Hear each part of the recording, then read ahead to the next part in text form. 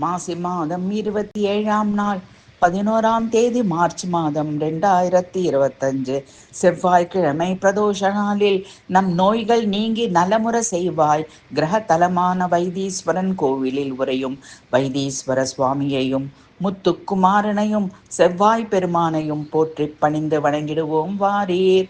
ஸ்ரீராமன் லக்ஷ்மணன் ஜடாயு 4 வேதங்கள் ஆறுமுகன் சூரியன் அங்காரகன் பூஜித்த நீலகண்டனே ஸ்ரீ வைத்தியநாதாய நமக. சிவாய கங்கையின் பிரவாகத்தை ஜடாமுடியில் தாங்கியவரே, மன்மதனையும் காலனையும் வதம் செய்தவரே, எல்லா தேவர்களாலும் பூஜிக்கப்படுபவரே, முக்கண்ணனே ஸ்ரீ வைத்தியநாதாய நமக.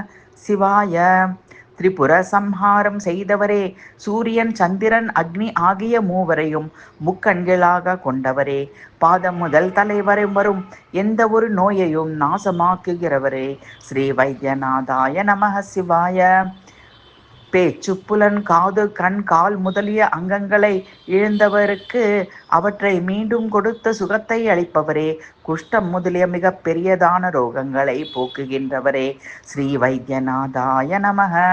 தனது தீர்த்தமாகிய சித்தாமிர்த தீர்த்தத்தில் நீராடுவதாலும் தனது வைத்தீஸ்வரன் கோவிலில் கொடுக்கப்படும் மருந்து உருண்டைகளாலும் தனது விபூதியனாலும் தன் கோயிலில் உள்ள வேப்ப மரத்தின் அடியிலுள்ள மண்ணினாலும் தனது குலத்து மண்ணினாலும் பிசாசுரோகம் போன்ற துக்கங்களை மனக்கவலையையும் பயத்தையும் போக்குகின்றவரே, ஆத்மஸ்வரூபனே, யோகீஸ்வரத்யேய பதாம்புஜாய ஸ்ரீ வைத்தியநாதாய நம. சிவாய வாலாம்பிகைக்கு நாதனே, வைத்தியர்க்கு களிலேயே மிகவும் சிறந்தவரே, ஜனன மரணம் என்ற ரோகத்தை போக்குகின்றவரே, பாலாம்பிகேச வைத்தியேச பவரோக ஹிரேதிச என தினமும் ஜபிப்பவர்களுக்கும் மகாரோக நிவாரணம் அளிப்பவரே, ஸ்ரீ நீலகண்டாய விஷத்வஜாய சந்தனம் விபூதி அணிந்து பிரகாசிப்பவரே, நம சிவாய.